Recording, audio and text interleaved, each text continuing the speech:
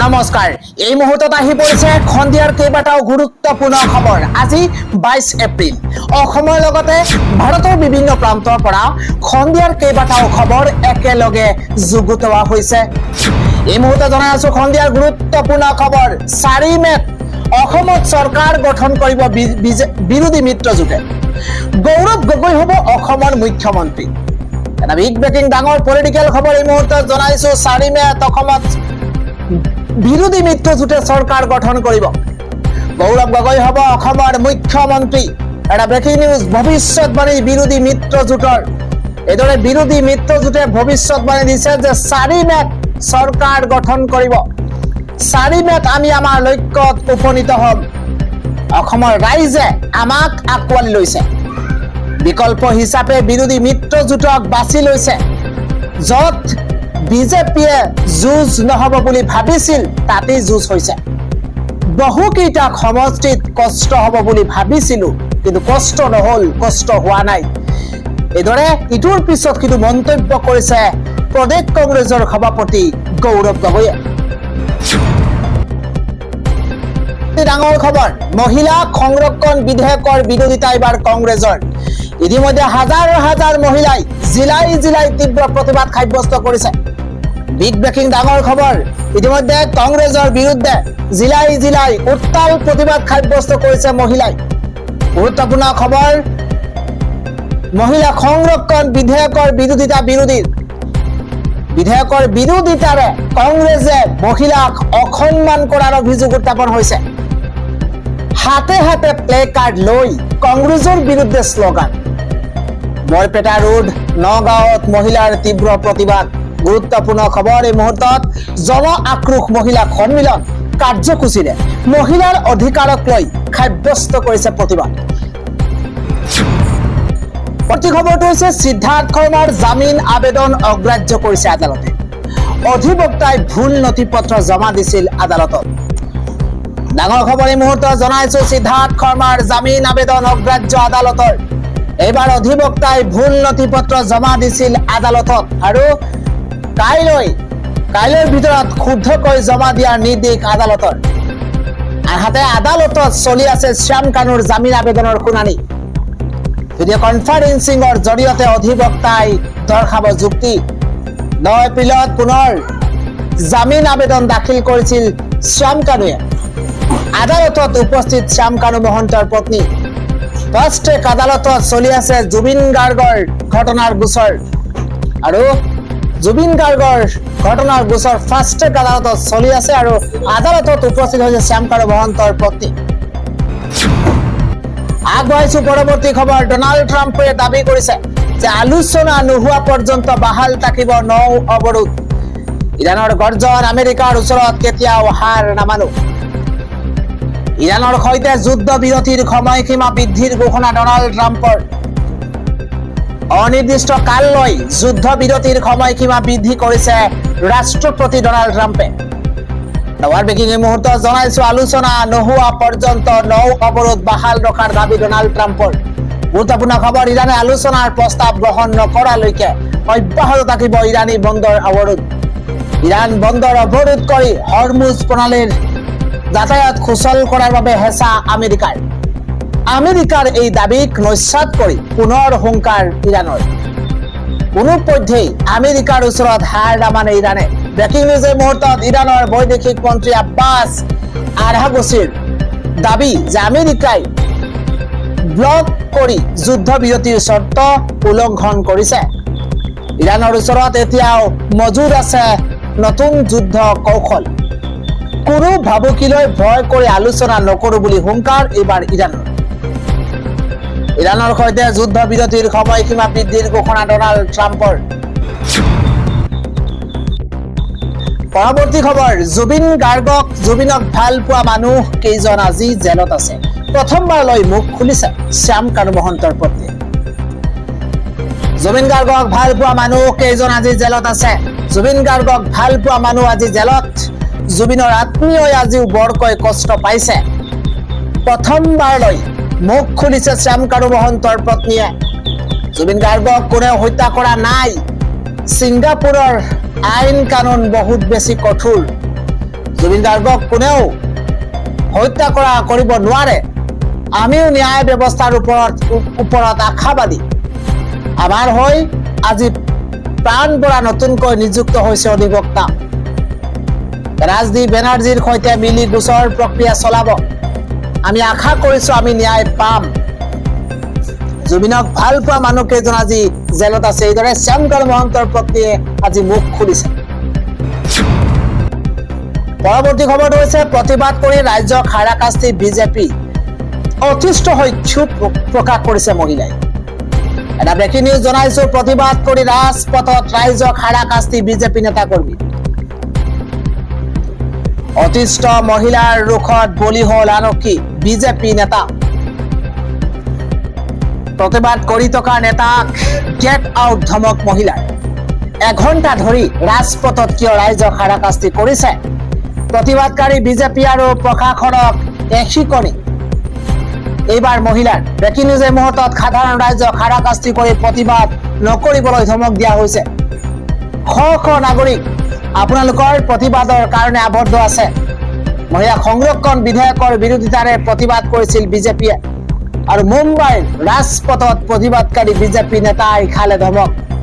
প্ৰতিবাদ কৰি ৰাজপথত ৰাইজক হাৰাশাস্তি বিজেপি নেতা কৰ্মীৰ। অতিষ্ঠ মহিলাৰ ৰোষৰ বলি হল আৰক্ষী বিজেপি নেতা। পৰৱৰ্তী খবৰটো হৈছে মুখ খুলিছে আজি অজয় ফুকন।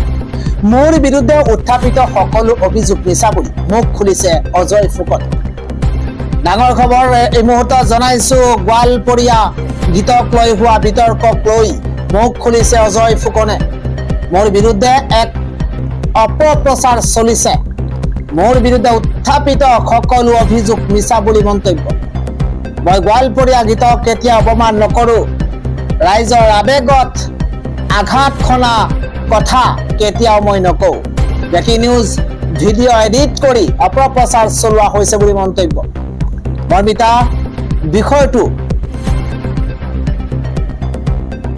অন্যৰ ফালে নিবলৈ ষড়যন্ত্ৰ ৰচা হৈছে। মই সদায় ৰাইজৰ লগত আছো। ৰাইজ মোৰ বাবে সদায় শীৰ্ষত। গোৱালপৰীয়া গীতক লৈ হোৱা বিতৰ্কক লৈ মুখ খুলিছে আজি অজয় ফুকনে। পৰৱৰ্তী খবৰটো হৈছে ভালকৈয়ে গাত বিহু লাগিছে একাংশ চৰকাৰী বিষয়া কৰ্মচাৰী। ভালকৈয়ে বিহু লাগিছে একাংশ চৰকাৰী বিষয়া কৰ্মচাৰী। গুৰুত্বপূৰ্ণ খবৰ। ৰাজ্যৰ চৰকাৰী কাৰ্যালয়ত খেৰেঙা চৰকাৰী বিষয়া কৰ্মচাৰীৰ উপস্থিত। খালি চকী নাই বিষয়া কৰ্মচাৰী। অফিচলৈ আহিবলৈ মন নোযোৱা হৈছে একাংশ বিষয়া কৰ্মচাৰী। চৰকাৰী কাৰ্যালয়ত এতিয়া নাম মাত্ৰ বিষয়া কৰ্মচাৰী। বিহুৰ বন্ধ যেন শেষেই হোৱা নাই। এতিয়া চৰকাৰী কাৰ্যালয়ত কৰ্ম সংস্কৃতিৰ নমুনা। বিহুৰ আনন্দত অফিচ পাহৰিলে একাংশ চৰকাৰী বিষয়া কৰ্মচাৰীয়ে। ভালকৈ বিহু লাগিছে একাংশ চৰকাৰী কৰ্মচাৰী। পৰৱৰ্তী খবৰটো হৈছে ভূপেন হাজৰিকা জুবিন গাৰ্গৰ গান কোনেও বিকৃত নকৰিব। বিকৃত কৰিলে মনত বৰকৈ কষ্ট পাওঁ। ভূপেন হাজৰিকা জুবিন গাৰ্গৰ গান বিকৃত নকৰিব। এই আহ্বান। মহান শিল্পীসকলৰ গান বিকৃত কৰিলে আমি কষ্ট পাওঁ। আমি কেতিয়াও সেয়া মানি ল'ব নোৱাৰো বুলি মন্তব্য। কোনে মন্তব্য কৰিছে জনাইছো। মহান শিল্পীসকলৰ গান বিকৃত কৰিলে ভৱিষ্যত প্ৰজন্মৰ অসুবিধা হ'ব। নহলে ভাবিব মহান শিল্পীসকলৰ সুৰ আৰু কথা এনেকুৱাই আছিল। বৰ্তমানৰ কণ্ঠশিল্পীসকলে নিজেই নিজক প্ৰশ্ন কৰক কি কৰি আছে। মই নিজে সঠিক আছো নে নাই নিজকে প্ৰশ্ন কৰিব লাগিব। যদি নিজৰ কামখিনি শুদ্ধকৈ কৰে সমাজখন সঠিক পথেৰে আগুৱাই যাব। জুবিন দা ভিতালী বাৰ দৰে শিল্পীৰ গীত কথা আৰু সুৰ ভালদৰে জানি লওক। সেইসকল শিল্পীৰ গীতবোৰ ভালদৰে বুজি শিকিহে পৰিৱেশন কৰিব। এই আহ্বান জনাইছে জনপ্ৰিয় কণ্ঠশিল্পী দীপলিনা ডেকাই। পৰৱৰ্তী খবৰটো হৈছে গোৱালপৰীয়া লোকগীতক চৰম অপমান। এতিয়া গ্ৰেপ্তাৰ হ'ব পাৰে সংগীত পৰিচালক অজয় ফুকন। গোৱালপৰীয়া লোকগীতক চৰম অপমান এইবাৰ অজয় ফুকনৰ। গ্ৰেপ্তাৰ হ'ব পাৰে সংগীত পৰিচালক অজয় ফুকন। অজয় ফুকনৰ বিৰুদ্ধে থানাই থানাই এজাহাৰ দাখিল কৰিছে আক্ৰাছুৱে। তামুলপুৰ সদৰ আৰক্ষী থানাত এজাহাৰ দাখিল কৰা হৈছে। পদ্মশ্ৰী প্ৰতিমা বৰুৱা পাণ্ডেক অপমান কৰাৰ অভিযোগ উত্থাপন হৈছে। গোৱালপৰীয়া লোকগীতক বংগমূলীয় বুলি আখ্যা দিছিল অজয় ফুকনে। কোচ ৰাজবংশী জনগোষ্ঠীৰ জাতীয় আৱেগক আঘাত সানিছে অজয় ফুকনে। অজয় ফুকনক ৰাজহুৱাভাৱে ক্ষমা খুজিবলৈ দাবী এইবাৰ আক্ৰাছুৰ। ইতিমধ্যে আৰক্ষীয়ে এজাহাৰৰ ভিত্তিত সমগ্ৰ বিষয়টোৰ তদন্ত আৰম্ভ কৰিছে। গোৱালপৰীয়া লোকগীতক চৰম অপমান এইবাৰ অজয় ফুকনৰ। গ্ৰেপ্তাৰ হ'ব পাৰে সংগীত পৰিচালক অজয় ফুকন। পৰৱৰ্তী খবৰটো হৈছে আদালতৰ ভিতৰতে অধিবক্তা হাইদৰ আলীৰ কৰুণ ঘটনা। এটা দুখবৰ এই মুহূৰ্তত জনাইছো, আদালতৰ ভিতৰতে অধিবক্তাৰ সৈতে কৰুণ ঘটনা সংঘটিত হৈছে। এবাৰ হৃদক্ৰিয়া বন্ধ হৈ মৃত্যু হৈছে হাইদৰ আলী অধিবক্তাগৰাকীৰ। অধিবক্তাগৰাকী কেইবাদিন ধৰি অসুস্থ হৈ আছিল। গুৱাহাটী উচ্চ ন্যায়ালয়ৰ পৰা ৰঙিয়া আদালতত গোচৰ সংক্ৰান্তে আহিছিল অধিবক্তাগৰাকী। আদালতৰ ভিতৰতে অধিবক্তাৰ সৈতে কৰুণ ঘটনা সংঘটিত হৈছে। ৰঙিয়া মহকুমা ন্যায়িক দণ্ডাধীশ আদালতত সংঘটিত এই শোকাবহ ঘটনা।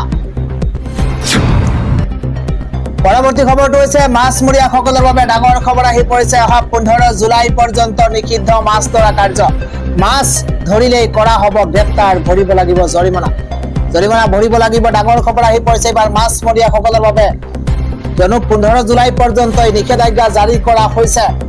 এইবাৰ মাছ প্ৰজনন কালৰ সময়ত কোনেও মাছ ধৰিব নোৱাৰিব, নিষেধাজ্ঞা এই মুহূৰ্তত জাৰি কৰা হৈছে। যদিহে নিয়ম কোনোবা ভংগ কৰিছে তেন্তে বৃহৎ জৰিমনা ভৰিব লাগিব। গুৰুত্বপূৰ্ণ খবৰ, আৰু গ্ৰেপ্তাৰ কৰা হ'ব এইসকলক। বিহিত ব্যৱস্থা শাস্তি প্ৰদান কৰা হ'ব আইন ভংগকাৰীসকলক। ফিচাৰী আইন আৰু বিধিৰ 23 ধাৰা অনুসৰি মাছ মৰা কাৰ্যত সম্পূৰ্ণ বাধা আৰোপ কৰা হৈছে। অত্যন্ত গুৰুত্বপূৰ্ণ খবৰ, 7 পৰা 14 চেণ্টিমিটাৰলৈ কোনো ধৰণৰ জাল মৰা বা মাছ ধৰা কাৰ্য আদিত নিষিদ্ধ ঘোষণা কৰা হৈছে। 1 এপ্ৰিলৰ পৰা কাৰ্যকৰী হ'ব নিয়ম। পৰৱৰ্তী খবৰটো হৈছে ৰাজ্য কঁপোৱা ভয়াৱহ দুৰ্ঘটনা আজি সংঘটিত হৈছে। দলঙৰ পৰা উফৰি খাৱৈত পৰিছে এখন বাহন। এক দুখবৰ এই মুহূৰ্তত ৰাজ্যত কিহৰণকাৰী পথ দুৰ্ঘটনা সংঘটিত হৈছে। এইবাৰ দলঙৰ ৰেলিং ভাঙি উৰি গৈ খাৱৈত পৰিছে এখন বাহন। গুৰুতৰভাৱে 3জনকৈ লোক গুৰুতৰভাৱে আহত হৈছে। সংকটজনক অৱস্থাত আহতসকলক চিকিৎসালয়ত ভৰ্তি কৰোৱা হৈছে। 3গৰাকী লোক গুৰুতৰভাৱে আহত হৈছে। ভয়ংকৰ দুৰ্ঘটনাৰ পাছতেই ৰাজপথত শ শ লোকে উত্তপ্ত পৰিস্থিতিৰ সৃষ্টি কৰিছে। সোনাজুলিৰ পৰা বান্দৰদেৱা অভিমুখে আহিছিল উক্ত বাহনখন। নাৰায়ণপুৰৰ অসম অৰুণাচল সীমান্তৰ দূৰপাঙত সংঘটিত এই ভয়ংকৰ পথ দুৰ্ঘটনা। ঘটনাস্থলীত শিমলুগুৰি আৰক্ষী উপস্থিত হৈ উদ্ধাৰ কৰিছে লোককেইজনক। আন এটা খবৰ হৈছে 600টা মাজাৰ মছজিদ ভাঙি পেলোৱা হল বুলডোজাৰেৰে। শেষ হৈ যাব নেকি ইছলামৰ ঐতিহাসিক স্তম্ভ? এটা বিগ ব্ৰেকিং এই মুহূৰ্তত জনাইছো। শেষ হৈ যাব নেকি ইছলামৰ ঐতিহাসিক স্তম্ভ? কেৱল মুছলমানৰ ধৰ্মীয় স্থলতহে কিয় চলিছে বুলডোজাৰ? মছজিদ মাজাৰ মাদ্ৰাছাহে আছে নেকি চৰকাৰী মাটিত? প্ৰশ্ন উত্থাপন হৈছে। বুলডোজাৰেৰে কোবাই ভঙা হৈছে মাজাৰ, মছজিদ, কবৰস্থান। উত্তৰাখণ্ডত অবৈধ ভূমিত নিৰ্মাণ কৰা ধৰ্মীয় স্থলত চৰকাৰৰ হাতোৰা। চৰকাৰে চলাইছে বুলডোজাৰ। এতিয়ালৈকে 600তকৈও অধিক মাজাৰ, মছজিদ, কবৰস্থান ভাঙি পেলোৱা হৈছে। অত্যন্ত দুখবৰ এই মুহূৰ্তত। চৰকাৰী ভূমিত নিৰ্মাণ কৰা বুলি দাবী কৰি সিদ্ধান্ত উত্তৰাখণ্ড চৰকাৰৰ। হৰিদ্বাৰত আজি আকৌ এটা মাজাৰ ধ্বংস কৰিছে পুষ্কৰ সিং ধামী চৰকাৰে। মুছলমান সংগঠনে সাব্যস্ত কৰিছে প্ৰতিবাদ। 600টা মাজাৰ, মছজিদ ভাঙি পেলোৱা হৈছে বুলডোজাৰেৰে। পৰৱৰ্তী হৈছে মুখ্যমন্ত্ৰী ডক্টৰ হিমন্ত বিশ্ব শৰ্মাৰ বিৰুদ্ধে দাখিল কৰা PILৰ উত্তৰ দিবলৈ নিৰ্দেশ গুৱাহাটী উচ্চ ন্যায়ালয়ৰ। অসমৰ মুখ্যমন্ত্ৰী ডক্টৰ হিমন্ত বিশ্ব শৰ্মাৰ বিৰুদ্ধে উত্থাপন হোৱা ঘৃণামূলক ভাষণ দিয়াৰ অভিযোগ সন্দৰ্ভত দাখিল হোৱা কেইবাটাও জনস্বাৰ্থজনিত আবেদনৰ উত্তৰ দাখিল কৰিবলৈ অসম চৰকাৰক নিৰ্দেশ দিছে গুৱাহাটী উচ্চ ন্যায়ালয়ে। বুধবাৰে উচ্চ ন্যায়ালয়ৰ এখন ডিভিজন বেঞ্চে এই নিৰ্দেশ প্ৰদান কৰাৰ লগতে গোচৰটোৰ পৰৱৰ্তী শুনানি অহা 28 মেত অনুষ্ঠিত হ'ব বুলি ঘোষণা কৰিছে। মুখ্য ন্যায়াধীশ অশুতোষ কুমাৰ আৰু ন্যায়াধীশ অৰুণ দেৱ চৌধুৰীৰ খণ্ড বিচাৰপীঠে চৰকাৰক নিৰ্ধাৰিত সময়ৰ ভিতৰত শপতনামা দাখিল কৰিবলৈ নিৰ্দেশ দিয়াৰ লগতে আবেদনকাৰীৰ অধিবক্তাক ইয়াৰ প্ৰতিলিপি প্ৰদান কৰিবলৈও স্পষ্ট কৰি দিছে। ৰাজ্য চৰকাৰে উচ্চ ন্যায়ালয়ৰ নিজৰ স্থিতি স্পষ্ট কৰাৰ প্ৰতিশ্ৰুতি দিছে। চলিত বৰ্ষৰ 26 ফেব্ৰুৱাৰীত এই PIL-সমূহ পোনপ্ৰথমে বিচাৰলৈ অহাৰ সময়ত উচ্চ ন্যায়ালয়ে সমগ্ৰ বিষয়টোক লৈ গভীৰ উদ্বেগ প্ৰকাশ কৰিছে আৰু সেই সময়তে আদালতৰ বেঞ্চে বিষয়টোৰ ক্ষেত্ৰত এক প্ৰকাৰৰ বিভাজনকাৰী প্ৰৱণতা লক্ষ্য কৰি মুখ্যমন্ত্ৰী ডক্টৰ হিমন্ত বিশ্ব শৰ্মা, কেন্দ্ৰীয় চৰকাৰ, ৰাজ্য চৰকাৰ আৰু আৰক্ষী সঞ্চালক প্ৰধানক জাননী জাৰি কৰিছিল। আৰু ইয়াৰ পূৰ্বে ভাৰতৰ উচ্চতম ন্যায়ালয়ে সমগ্ৰ বিষয়টোৰ গুৰুত্ব বিবেচনা কৰি আবেদনকাৰীসকলক গুৱাহাটী উচ্চ ন্যায়ালয়ৰ কাষ চাপিবলৈ নিৰ্দেশ দিছিল আৰু অতি সোনকালে শুনানি গ্ৰহণ কৰিবলৈ অনুৰোধ জনাইছিল।